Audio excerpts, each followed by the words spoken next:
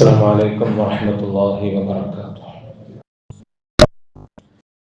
بسم الله والحمد لله والصلاة والسلام على أشرف رسل الله وعلى آله وأصحابه وأتباعه الفائزين برضا الله. أما بعد فأعوذ بالله من الشيطان الرجيم. بسم الله الرحمن الرحيم. يرفع الله الذين آمنوا منكم والذين أوتوا العلم درجات. صدق الله العظيم. الحكمة ضالة المؤمن. قال شفيعنا محمد مصطفى رب اشرح لي صدري ويسر لي أمري واحلل عقدة من لساني يفقهوا قولي وما توفيقي إلا بالله عليه توكلت وإليه أنيب. ഏറെ സ്നേഹമുള്ള മുഅ്മിനീങ്ങളെ, സഹോദരങ്ങളെ, അല്ലാഹു റബ്ബുൽ ഇസ്സത്ത് നമ്മുടെ ഒരുമിച്ച് കൂടൽ സ്വീകരിക്കട്ടെ. അല്ലാഹുവിന്റെ ജന്നാത്തുൻ നഈമിൽ നമ്മെ എല്ലാം ഒരുമിപ്പിക്കുമാറാകട്ടെ. ജീവിതത്തിൽ വന്നുപോയ എല്ലാ ചെറുതും വലുതുമായ പാപങ്ങളും കാരുണ്യവാനായ റബ്ബ് നമുക്ക് മാപ്പാക്കി തരട്ടെ. ജീവിതാന്ത്യം വരെ തഖ്വയോടെ ജീവിച്ച് അവസാനം കാമില ഈമാനോടെ ലോകത്തോട് വിട പറയാൻ അല്ലാഹു നമുക്കെല്ലാം തൗഫീഖ് നൽകട്ടെ. നമ്മിൽ നിന്ന് വേർപെട്ടുപോയ നമ്മുടെ എല്ലാ പ്രിയപ്പെട്ടവർക്കും അല്ലാഹു മഗ്ഫിറത്തും റഹ്മത്തും പ്രദാനം ചെയ്യട്ടെ. നമ്മളിൽ രോഗികളായി കഴിയുന്ന ഒട്ടനവധി ആളുകൾ അല്ലാഹു അവർക്കെല്ലാം കാമിലായ ശിഫ നൽകി അനുഗ്രഹിക്കട്ടെ. ലോകത്തുള്ള മുഴുവൻ മനുഷ്യരിലും അല്ലാഹു ശാന്തിയും സമാധാനവും സദാ വർഷിക്കുമാറാവട്ടെ. മുഅ്മിനീങ്ങളെ, നമ്മുടെ മക്കളൊക്കെ 2 മാസത്തെ അവധി കഴിഞ്ഞ് കലാലയങ്ങളിലേക്ക് കടന്നു ചെല്ലുന്ന സമയമാണ്. ഒരുപാട് സ്വപ്നങ്ങളുമായി ലക്ഷക്കണക്കായ കുരുന്നുകൾ പുത്തനുടുപ്പുകൾ, പുതിയ യൂണിഫോമുകൾ ധരിച്ച് കലാലയങ്ങളിലേക്ക് കടന്നു ചെല്ലുന്നത് കാണാൻ തന്നെ ഒരു സൗന്ദര്യമാണ്. മാതാപിതാക്കൾ വളരെയേറെ പ്രതീക്ഷയോടെയാണ് അവരുടെ മക്കളെ സ്കൂളുകളിലേക്ക്, വിദ്യാലയങ്ങളിലേക്ക് കൈപിടിച്ചാനയിക്കുന്നത്. നമ്മുടെ മക്കൾ, നമ്മുടെ ചെറുമക്കളൊക്കെ പുതിയ യൂണിഫോമും ബാഗും ഒക്കെ ധരിച്ച് സ്കൂളിലേക്ക് പോകുന്ന കാഴ്ച കൗതുകത്തോടെ കണ്ടു നിൽക്കുന്നവരാണ് നമ്മൾ. അതൊരു മനോഹരമായ കാഴ്ചയാണ്. അതൊരു വെറും കാഴ്ചയല്ല. ഭാവി തലമുറയിലേക്ക് നമ്മുടെ മക്കൾ പറന്നു പോകുന്ന ഒരു ചരിത്രവും കൂടിയാണ് കലാലയങ്ങളിലേക്കുള്ള നമ്മുടെ മക്കളുടെ യാത്ര. കാരണം മനുഷ്യനെ മനുഷ്യനാക്കുന്നത് വിദ്യയാണ്. മനുഷ്യന്റെ ഏറ്റവും വലിയ സമ്പത്തും വിദ്യയാണ്. വിദ്യാധനം സർവ്വധന പ്രധാനം എന്ന് പറയുന്നത് പോലെ ലോകത്ത് മനുഷ്യനെ മറ്റുള്ള എല്ലാ സൃഷ്ടികളിൽ നിന്നും അല്ലാഹു ബഹുമാനിച്ചതിന്റെ അടിസ്ഥാനവും വിദ്യയാണ്. വലഖദ് കറംനാ ബനി ആദം. ആദമിന്റെ മക്കളെ നാം ബഹുമാനിച്ചു. അല്ലാഹു തആല അതിനുള്ള കാരണം പറഞ്ഞത് എന്താ? വഅല്ലമ ആദമൽ അസ്മാഅ കുല്ലഹ. ലോകത്ത് മനുഷ്യനെ സൃഷ്ടിക്കുന്നതിനെ എതിർത്ത് നിന്ന മലക്കുകളോട് അല്ലാഹു തആല പറഞ്ഞത്, നിങ്ങൾ കാണാത്ത ചില പ്രത്യേകതകൾ ഈ മനുഷ്യനിലുണ്ട്. എന്നിട്ട് ആദം നബി അലൈഹിസ്സലാമിനെ സൃഷ്ടിച്ചിട്ട് അല്ലാഹു തആല പ്രത്യേകത കാണിച്ചു കൊടുത്തത് എന്താണ്? മലക്കുകളെക്കാൾ ജീവിതത്തിൽ സൂക്ഷ്മതയുള്ളവരെന്നോ, മലക്കുകളെക്കാൾ വലിയ പരിശുദ്ധിയുള്ളവരെന്നോ, മലക്കുകളെക്കാൾ വലിയ കേമന്മാരെന്നോ അല്ല. മറിച്ച് മലക്കുകൾ എത്ര ഉന്നതരാണെങ്കിലും മലക്കുകൾക്കില്ലാത്തൊരു പ്രത്യേകത മനുഷ്യനുണ്ട് എന്ന് അല്ലാഹു തആല ആദമിനോട് കാണിച്ചു കൊടുത്തു അലൈഹിസ്സലാം. അതെന്താണ്? വഅല്ലമ ആദമൽ അസ്മാഅ കുല്ലഹ. ലോകത്തുള്ള സർവ്വ വസ്തുക്കളുടെയും നാമങ്ങൾ അല്ലാഹു തആല ആദം നബിക്ക് പഠിപ്പിച്ചു കൊടുത്തു. മലക്കുകൾക്ക് അല്ലാഹുവിനെ അറിയാം, അള്ളാഹുവിനെ പരിപൂർണമായി അനുസരിക്കുന്നവരാണ്, അള്ളാഹു പറയുന്നതൊക്കെ പ്രവർത്തിക്കുന്നവരാണ്. യഫ്അലൂന മാ യുമറൂൻ, അള്ളാഹുവിന് ഒരു വാക്ക് പോലും എതിർ പ്രവർത്തിക്കാത്തവരാണ് മലക്കുകൾ. പക്ഷേ മലക്കുകളിലുള്ള ഒരുപാട് ഗുണങ്ങൾ പലതും ഇല്ല മനുഷ്യനിൽ. എങ്കിലും മലക്കുകൾക്കില്ലാത്തൊരു ഗുണം അല്ലാഹു തആല മനുഷ്യനിൽ കൊടുത്തിട്ടുണ്ട്. അതാണ് മനുഷ്യനെ അറിവ് സമ്പാദിക്കുവാനുള്ള കഴിവ്. അത് തെളിയിച്ചു കൊടുത്തിട്ടാണ് അല്ലാഹു തആല പറഞ്ഞത്, വഇദ് ഖുൽനാ ലിൽ മലായികത്തി ഇസ്ജുദൂ ലി ആദം, നിങ്ങൾ ആദമിന് സുജൂദ് ചെയ്യാൻ അല്ലാഹുവിന്റെ കൽപ്പന. കാരണം മലക്കുകളേക്കാൾ മനുഷ്യൻ ഉയർന്നത് എന്തുകൊണ്ട്? വിദ്യ കൊണ്ട്, അറിവ് കൊണ്ട്. ഇനി മനുഷ്യനെന്നല്ല, മനുഷ്യനല്ലാത്ത ജീവജാലങ്ങൾ ഇവിടെ ഉണ്ടല്ലോ. മുഗല്ലളായ നജസാണ് നായ, നമുക്കറിയാം. ഇസ്ലാമിക ശരീഅത്തിൽ നായ തൊട്ടാൽ 7 പ്രാവശ്യം കഴുകണം, 1 പ്രാവശ്യം മണ്ണ് കലക്കിയ വെള്ളം കൊണ്ട് കഴുകണം. അങ്ങനെ പഠിപ്പിച്ച ശരീഅത്തിൽ ഇസ്ലാം. എന്നാൽ ഒരു നായയെ വേട്ടയാടാൻ പരിശീലിപ്പിച്ചു, അതിനാവശ്യമായ വിദ്യ കിട്ടി. അങ്ങനെ തന്റെ യജമാനന് വേണ്ടി ഒരു നായ ഒരു മൃഗത്തെയോ ഒരു പക്ഷിയെയോ വേട്ടയാടി യജമാനന്റെ കയ്യിൽ കൊണ്ട് കൊടുത്താൽ അയാൾക്ക് അത് ബിസ്മില്ല പറഞ്ഞ് അറുത്തിട്ട് അത് ഭക്ഷിക്കാം. നായ കൊണ്ട് വന്നതാണെന്ന് പറഞ്ഞിട്ട് വലിച്ചെറിയേണ്ട കാര്യമില്ല. എന്തുകൊണ്ട്? ഖുർആന്റെ വചനമാണത്. എന്തുകൊണ്ട്? ആ നായക്ക് പരിശീലനം കിട്ടിയിട്ടുണ്ട്, വിദ്യ കിട്ടിയിട്ടുണ്ട്, എങ്ങനെയാണ് വേട്ടയാടണമെന്നുള്ളത്. അങ്ങനെ വേട്ടയാടി കിട്ടിയ മൃഗത്തെ മനുഷ്യന് ഭക്ഷിക്കുന്നതിന് തടസ്സവുമില്ല. അപ്പോ മൃഗത്തെ പോലും വിദ്യ കൊണ്ട് എന്നല്ല, നായയെ പോലും അറിവ് കൊണ്ട് ഉന്നതമാകുന്ന ഒരു അവസ്ഥ വിശുദ്ധ ഖുർആൻ പറഞ്ഞത് എത്ര സത്യമാ.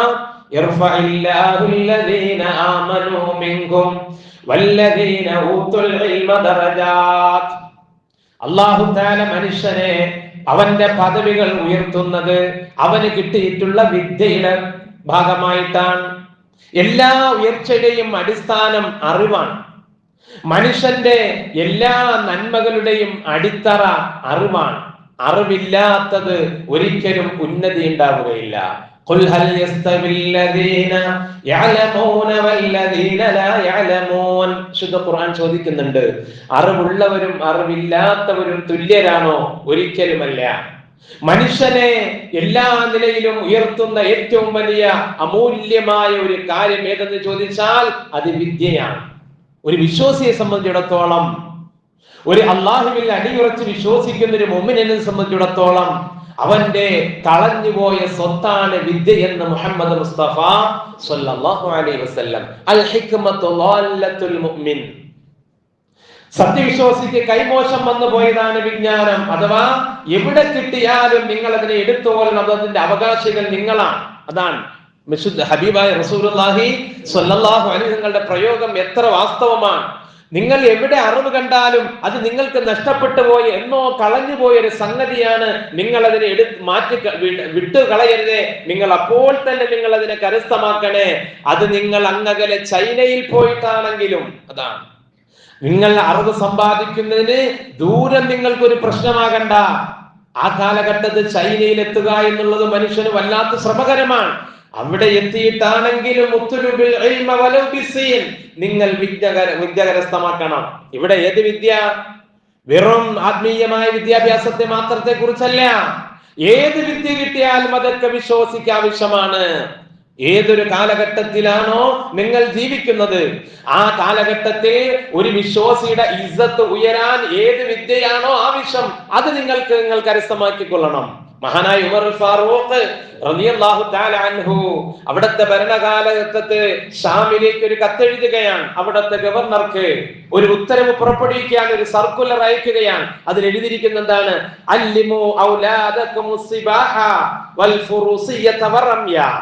നിങ്ങളുടെ മക്കൾക്ക് നിങ്ങൾ നീന്തൽ പഠിപ്പിക്കണം, നിങ്ങളുടെ മക്കൾക്ക് അമ്പെയ്ത്ത് പഠിപ്പിക്കണം, നിങ്ങളുടെ മക്കൾക്ക് കുതിര സവാരി പഠിപ്പിക്കണം. ഇത് മൂന്നും ഖുർആനിന്റെ വിജ്ഞാനമാണോ? അല്ല, ഇത് ഭൗതികമായ വിജ്ഞാനമാണ് ഇത് മൂന്നും.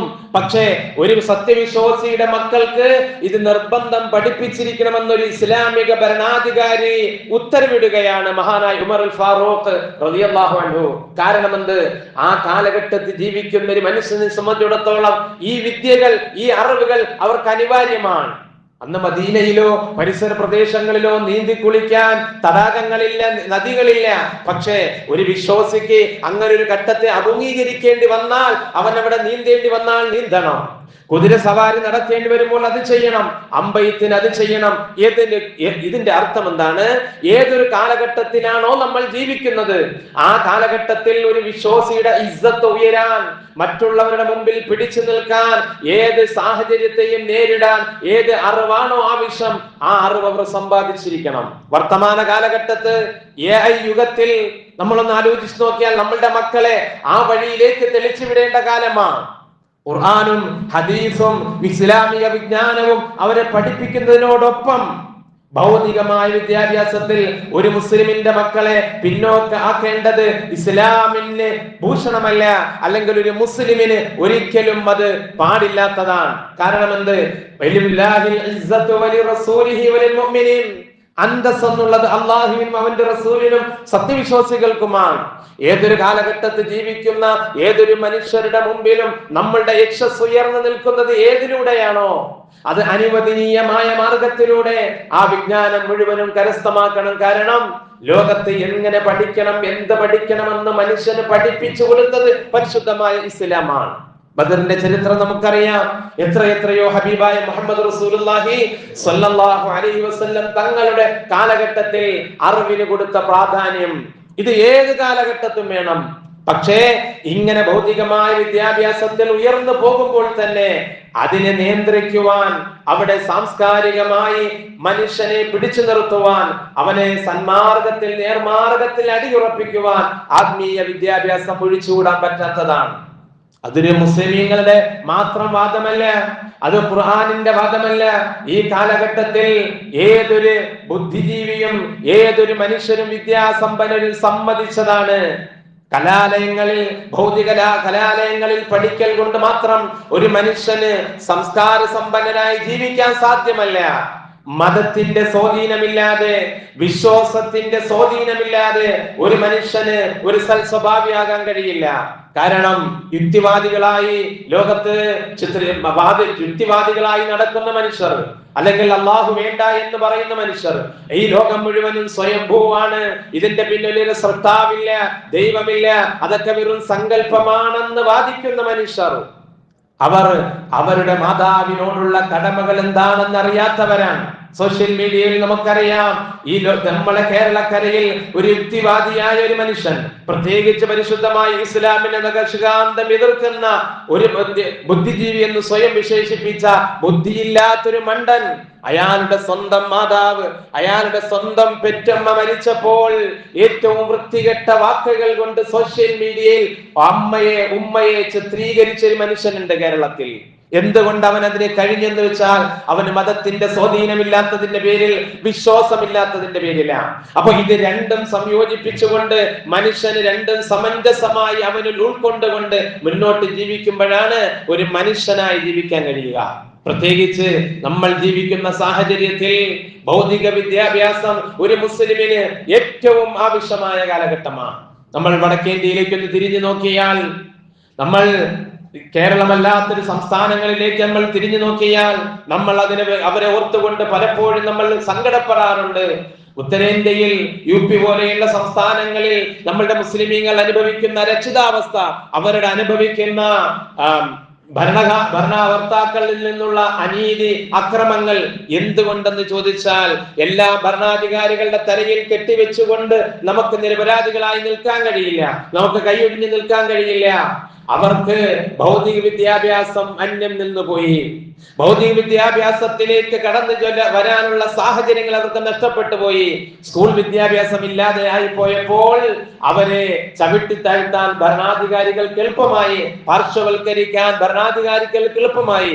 കേരളം പോലെയുള്ള നമ്മുടെ സംസ്ഥാനത്തേക്ക് മുസ്ലിമീങ്ങൾ പ്രബുദ്ധരാകുവാൻ, നമുക്ക് മറ്റുള്ളവരുടെ മുമ്പിൽ അന്തസ്സോടെ ഉയർന്നു നിൽക്കുവാൻ, ഏതൊരു നീറ്റ് എക്സാം വന്നാലും, ഒരു എഞ്ചിനീയറിംഗ് റിസൾട്ട് വന്നാലും, അല്ലെങ്കിൽ +2 പരീക്ഷാ റിസൾട്ട് വന്നാലും, മുസ്ലിം പേരുള്ള മക്കൾ ഉയർന്ന മാർക്കോടെ വിജയിക്കുന്നത്, ഫുൾ മാർക്ക് നേടുന്നത്, അന്തസ്സോടെ നമുക്ക് നോക്കി നിൽക്കാൻ കഴിയുന്നത് നമ്മളുടെ നാടിന്റെ ഒരു പ്രത്യേകതയാണ്. ഭൗതികമായ ജനങ്ങൾ, നമ്മളുടെ നാട്ടുകാർ, മുസ്ലിമീങ്ങൾ പ്രബുദ്ധരായതിന്റെ പേരില, ആ ഒരു ഭാഗ്യം നഷ്ടപ്പെട്ടു പോയതിന്റെ പേരിലാണ് ഉത്തരേന്ത്യൻ മുസ്ലിമീങ്ങൾ ഇത്രത്തോളം അരക്ഷിതാവസ്ഥ അനുഭവിക്കാൻ കാരണം. അതുകൊണ്ട് തന്നെ വരും തലമുറ ഏത് കാലഘട്ടത്തും മനുഷ്യന് ഏറ്റവും ആവശ്യമായ അറിവ് എന്താണോ ആ അറിവ് സമ്പാദിക്കുവാൻ പരിശുദ്ധ ഇസ്ലാം ഒരു നിലയിലും തടസ്സം നിൽക്കുന്നില്ല. പക്ഷേ ഭൗതിക കലാലയങ്ങളിലേക്ക് വർത്തമാന കാലഘട്ടത്തിൽ നമ്മുടെ മക്കൾ കടന്നു പോകുമ്പോൾ അവരുടെ കാര്യത്തിൽ മാതാപിതാക്കൾക്ക് പഴയ കാലത്തേക്കാൾ കൂടുതൽ ജാഗ്രത ഇന്ന് ആവശ്യമാണ്. അത് നമ്മൾ ചേർത്ത് പറയേണ്ടതാണ്. ഭൗതിക വിദ്യാഭ്യാസത്തെ നമ്മൾ പ്രോത്സാഹിപ്പിക്കുമ്പോൾ തന്നെ മക്കൾ ഉന്നതമായ അവസ്ഥയിൽ എവിടെയൊക്കെ എത്തിക്കഴിയാൻ കഴിയുമോ, വർത്തമാന കാലഘട്ടത്ത്, പുതിയ കാലഘട്ടത്ത് മനുഷ്യൻ യുഗത്തിൽ ജീവിക്കുമ്പോൾ അതിന്റെ ഏറ്റവും ഉന്നതമായ അവസ്ഥയിൽ മുസ്ലിം പേരുള്ളവർ എത്തണം. ഏതുന്നതമായ അവസ്ഥ ലോകത്ത് അതിന്റെ പാരമ്പര്യത്തിൽ ആവശ്യം തന്നെയാണ്. പക്ഷെ അതിനോടൊപ്പം മനുഷ്യൻ മുസ്ലിമിന്റെ സ്വഭാവം, മുസ്ലിമിന്റെ കൾച്ചർ, മുസ്ലിമിന്റെ സംസ്കാരം അത് നഷ്ടപ്പെട്ടു പോകാതെ നമ്മൾ കാത്തു സൂക്ഷിക്കുകയും വേണം. അതൊരു മുസ്ലിമിന്റെ മാത്രം ഒരു ഐഡന്റിറ്റി ആയിരിക്കാം, നമുക്ക് മാത്രം പ്രത്യേകമായതായിരിക്കാം. അതൊരിക്കലും നമുക്ക് നഷ്ടപ്പെട്ടു പോകാൻ പാടില്ല.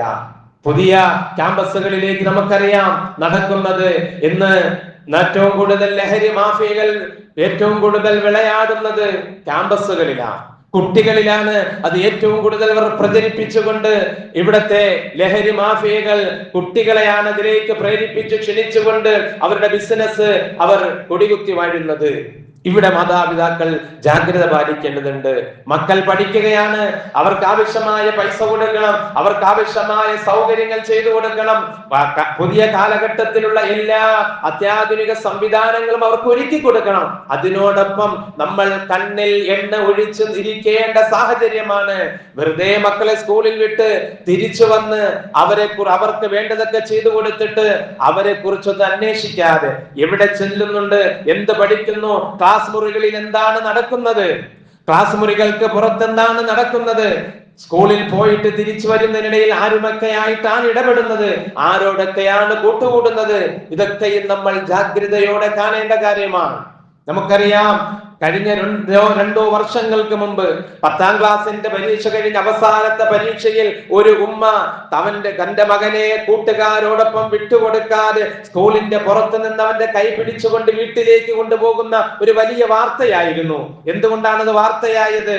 ആ മക്കൾ 10ാം ക്ലാസ്സിന്റെ പരീക്ഷ കഴിയുമ്പോഴാണ് പലപ്പോഴും മക്കൾ ദുശ്ശീലങ്ങളിലേക്ക്, ദുസ്വഭാവങ്ങളിലേക്ക് കടന്നു പോകുന്ന സാഹചര്യം. ആ സാഹചര്യം എന്റെ മോനുണ്ടാകാൻ പാടില്ല എന്ന് ഒരു ഉമ്മ ജാഗ്രതയോടെ കാത്തിരുന്നിട്ട് അവന്റെ കൈ പിടിച്ചുകൊണ്ട് വീട്ടിലേക്ക് പോകുന്നെങ്കിൽ ആ ഉമ്മ ഒരു റോൾ മോഡലാണ് എല്ലാ ഉമ്മമാർക്കും. എത്ര ഉമ്മമാർക്ക് അത് കഴിയുന്നുണ്ട്? അവിടെയാണ് ചിന്തിക്കേണ്ടത്. അപ്പോൾ ഇതുപോലെയുള്ള ലഹരികൾക്ക് അടിമയാകുന്ന സാഹചര്യങ്ങളിൽ നിന്ന് മക്കളെ ഒഴിവാക്കണം. നമ്മളുടെ മക്കൾ ഒരിക്കലും തെറ്റിലേക്ക് സ്വമേധയാ പോകില്ല. സാഹചര്യങ്ങളുടെ അടിമയാണ് മനുഷ്യൻ. സാഹചര്യങ്ങളാണ് പലതും അവരെ കൊണ്ട് ചെയ്യിപ്പിക്കുന്നത്. മഹാനായ അബൂ ദുജാന റളിയല്ലാഹു തആല അൻഹു, അദ്ദേഹത്തിന്റെ ചരിത്രം നമ്മൾ കേട്ടിട്ടുണ്ടാകാം. സുബഹി നിസ്കാരം കഴിഞ്ഞാൽ ദിക്റിനോ ദുആക്കോ ഇരിക്കാതെ അബൂ ദുജാന റളിയല്ലാഹു തആല വീട്ടിലേക്ക് ഓടിപ്പോകും. ഒരിക്കൽ ഹബീബായ റസൂലുള്ളാഹി സ്വല്ലല്ലാഹു അലൈഹി വസല്ലം തങ്ങൾ അബൂ ദുജാനയെ കൈപിടിച്ച് നിർത്തിയിട്ട് ചോദിക്കുന്നുണ്ട്, അബൂ ദുജാന, നിനക്ക് എന്താണ് ഈ വെളുപ്പാങ്കാലത്ത് ഇത്രയും ധൃതി? സുബഹി നിസ്കരിച്ചിട്ട് നിനക്ക് അല്പം പള്ളിയിൽ ഇരുന്ന് ഖുർആൻ ഓതാനോ ദിക്ർ ചൊല്ലാനോ നിനക്ക് സമയമില്ലാതെ നീ എവിടേക്കാണ് ധൃതിയിലേക്ക് ഓടുന്നത് അബൂ ദുജാന? നബിയെ, അപ്പുറത്തെ യഹൂദിയുടെ വീട്ടിലെ 2 ഈത്തപ്പന മരങ്ങൾ എന്റെ വീട്ടിലേക്ക് ചാഞ്ഞു നിൽക്കുന്നുണ്ട് നബിയെ. ആ ഈത്തപ്പന മരത്തിൽ നിന്ന് കാരക്കകൾ എന്റെ വീട്ടിന്റെ മുറ്റത്തേക്ക് വീഴും നബിയെ. ഞാൻ സുബഹി നിസ്കരിച്ച് ഇവിടെ ഇരുന്ന് താമസിച്ചു പോയാൽ എന്റെ മക്കൾ ഉണർന്നിട്ട് മുറ്റത്തിറങ്ങി നോക്കുമ്പോൾ ആ കാരക്ക കാണും. വിശപ്പ് സഹിക്കാൻ വയ്യാത്ത എന്റെ മക്കള് ആ ഈത്തപ്പഴം എടുത്ത് കഴിച്ചു പോകും. അത് യഹൂദിയുടെ അനുവാദമില്ലാത്ത ഹറാമതല്ലേ നബിയെ? അതുകൊണ്ട് എത്രയും പെട്ടെന്ന് ഞാൻ ചെന്നിട്ട് ആ ഈത്തപ്പഴങ്ങൾ പറക്കിയെടുത്ത് യഹൂദിയുടെ കയ്യിലേക്ക് ഏൽപ്പിക്കാൻ വേണ്ടി ഞാൻ പോകുന്നതാണ്. എന്റെ മക്കൾ തെറ്റ് ചെയ്യാനുള്ള സാഹചര്യങ്ങളെ ഞാൻ ഒഴിവാക്കണം. ഹബീബായ റസൂലുള്ളാഹി സ്വല്ലല്ലാഹു അലൈഹി വസല്ലം തങ്ങളോട് അബൂ ദുജാന റളിയല്ലാഹു തആല പറഞ്ഞ വാക്കുകളാണ്, കൊടുത്ത മറുപടികളാണ്. ഇതുപോലെ നമ്മുടെ മക്കളും തെറ്റുകളുടെ സാഹചര്യങ്ങൾ അവരുടെ മുമ്പിൽ നമ്മൾ അടയ്ക്കണം. ഒരു കാരണവശാലും നമ്മളുടെ മക്കൾ തെറ്റ് ചെയ്യുന്ന സാഹചര്യത്തിലേക്ക് വിടാൻ പാടില്ല. അത് ഏതൊരവസ്ഥയായാലും. ഈ നമ്മളുടെ ലഹരി മാഫിയകളുടെ കാര്യം പറഞ്ഞതുപോലെ തന്നെയാണ്. മറ്റൊന്ന് നമുക്കറിയാം, നമ്മളുടെ പെൺമക്കളാകട്ടെ ആൺമക്കളാകട്ടെ, ഒരു മുസ്ലിമിന് ആൺകുട്ടികളും പെൺകുട്ടികളും ആണും പെണ്ണും ഇടകലരുന്നതിൽ അതിർവരമ്പുകളുണ്ട്. ആ അതിർവരമ്പുകളെല്ലാം ഭേദിക്കുന്നത് കലാലയങ്ങളിലാണ്, ക്യാമ്പസുകളിലാണ്, വീടുകളിലല്ല. അപ്പോൾ നമ്മളുടെ മക്കൾ കടന്നു പോകുമ്പോൾ നമ്മളുടെ മക്കൾ ആരോട് മിണ്ടണം, ആരോട് ഇടപെടണം, ആരുമായി സഹകരിക്കണം, ആരുമായിട്ട് അവർക്ക് കോണ്ടാക്ട് ഉണ്ടാകണം. ഇതെല്ലാം കൃത്യമായ നിയമങ്ങൾ, ഇതിനെല്ലാം ഒരു ഡിസിപ്ലിൻ മാതാപിതാക്കളുടെ ഭാഗത്തുനിന്നുണ്ടാകണം. അധ്യാപകർക്കൊക്കെ ഒരു പരിധിയുണ്ട്, ഒരു പരിമിതിയുണ്ട്. അവരൊക്കെ പറയുമ്പോൾ പരിപൂർണമായി കുട്ടികളെ നിയന്ത്രിക്കാൻ കഴിയണമെന്നില്ല. ഇതൊക്കെയും ഏറ്റവും കൂടുതൽ ജാഗ്രത പാലിക്കേണ്ടത് മാതാപിതാക്കളാണ്. ഗേൾ ഫ്രണ്ട്, ബോയ് ഫ്രണ്ട് എന്ന് പറയുന്ന സംസ്കാരം ഇന്ന് എല്ലാവർക്കും അതൊരു നല്ല പേരായി മാറിയിരിക്കുകയാണ്. അതൊന്നും ഒരു മോശമായ രീതിയല്ലാതെ മാറിയിരിക്കുകയാണ്. പഴയ കാലഘട്ടങ്ങളിൽ നമ്മുടെ നാട്ടിലൊക്കെ അറേഞ്ച്മെന്റ് മാരേജ് അല്ലാത്ത നിലയിൽ ഏതെങ്കിലും ഒരു പെണ്ണൊരു ആണിനെ ഇഷ്ടപ്പെട്ട് അങ്ങനെ നാട്ടിൽ ഒരു കല്യാണം നടന്നാൽ നാട്ടിലൊരു ഭയങ്കര വാർത്തയായിരുന്നു. മഹല്ലകളിലൊക്കെ ഭയങ്കര ചർച്ചയായിരുന്നു. കമ്മിറ്റി കൂടിയിട്ട് എത്ര ഫൈൻ അടിക്കണമെന്നുള്ളൊക്കെ ആയിരുന്നു ചർച്ച. ഇന്നതൊക്കെ പഴങ്കഥകളായി മാറി. നാട്ടിൽ അതൊരു വർത്തമാനമേ അല്ല. ഇനി ഒരു അറേഞ്ച്മെന്റ് മാരേജ് വന്നു കഴിഞ്ഞാൽ അതൊരു അത്ഭുതമായി മാറും. വാപ്പാക്ക് തന്റെ മകൾക്കൊരു വിണയെ കണ്ടെത്താൻ കഴിഞ്ഞാൽ അതൊരു അത്ഭുതം, ചരിത്രമായി മാറും. സ്വന്തം മകന് വേണ്ടി അവൻ ഇഷ്ടപ്പെട്ട, അവന് അനുയോജ്യയായ ഒരു ജീവിത പങ്കാളിയെ കണ്ടെത്താൻ വാപ്പാക്ക് ഉമ്മാക്ക് അവസരം കിട്ടിയാൽ അത് വലിയൊരു ഭാഗ്യമാകുന്ന ഒരു കാലഘട്ടമാണ്.